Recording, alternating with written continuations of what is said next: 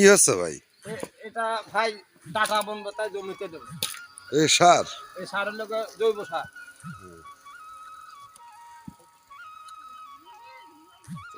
এইগুলো দিলে আর রাসায়নিক সার লাগে না? এসব দিকগুলো দিলে রাসায়নিক সার লাগে না।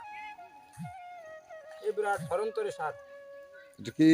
এটা কি দিয়ে বানানো হয়েছে সার? এটা গোবরের সার আছে, কিছু কিছু খড়ের মিশ্রণ আছে, অরিজিনাল গোবরের সার আর কি। এটা মানে গোবরের সার।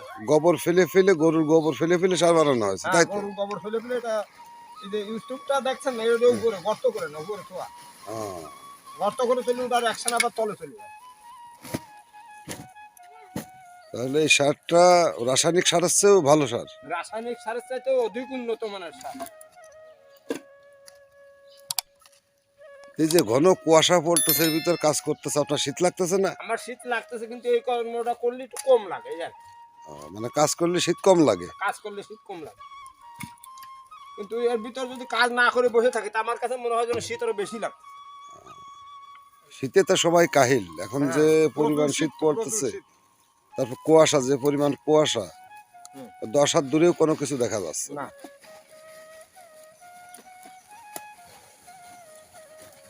তাহলে কতটুকু জমিতে মানে ডাটা বুনবেন? আমি জমিতে ডাটা বুনবো, আমি বর্তমান বুনতেছি 2 কাঠা জমিতে। এর পরবর্তীতে যে আরো 3 কাঠা বুনবো। কয় বস্তা লাগবে এই সার? এখন আমি 2 কাঠা জমিতে আপাতত 4-5 বস্তা ফেলা, আনুমানিক 4-5 বস্তা। 4-5 বস্তা। জি। তাহলে এতে ডাটার কোয়ালিটিটাও ভালো হয়, স্বাদও ভালো হয়, তাই তো? কোয়ালিটিটাও ভালো হবে, স্বাদও ভালো হবে, নিরব মুক্ত হবে। জৈব সারে তো আপনার লোকে অনেক কীটনাশক ব্যবহার করতে, অনেক কিছু মিশ্রিত থাকে। এটা কোনো কীটনাশকও ব্যবহার করা লাগবে না তেমন একটা মনে হয়।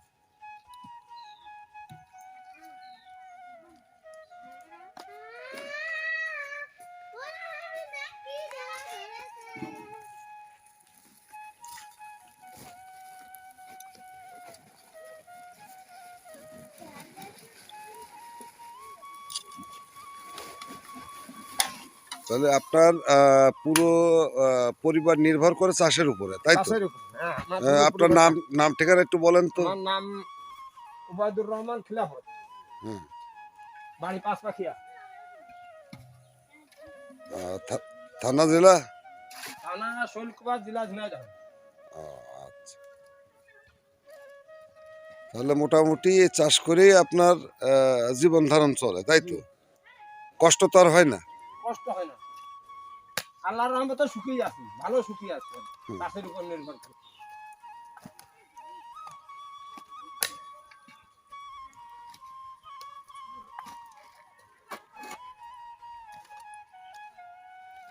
মানুষ শীতে কাহিল হয়ে যাচ্ছে, আর আপনি একটা শার্ট গায়ে দিয়ে এখন কাজ করতেছেন, তাহলে আমাদের কৃষকরা কত কষ্ট করে।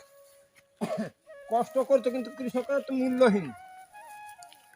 মূল্যহীন? মূল্যহীন মানে আমাদের এখন ধরেন যে এটা যদি আমি উৎপন্ন করি, অর্থাৎ পেঁয়াজ লাগাচ্ছি কিন্তু বাইরের জিনিস এসে আমাদের আমদানি হয়ে যায় এবং আমাদের মূল্য হ্রাস পেয়ে যায়। এবং যারা ক্রেতা এরাও দেখে না যে এটা কোন থেকে উৎপন্ন, রাসায়নিক দিয়ে না জৈব দিয়ে।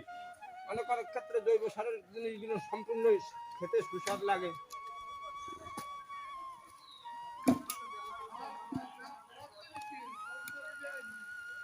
তাহলে মোটামুটি বলা যায় যে এই যে এত কষ্ট করে যে ফসলটা উৎপাদন করতেছেন, তার ন্যায্য মূল্য মনে হয় পান না?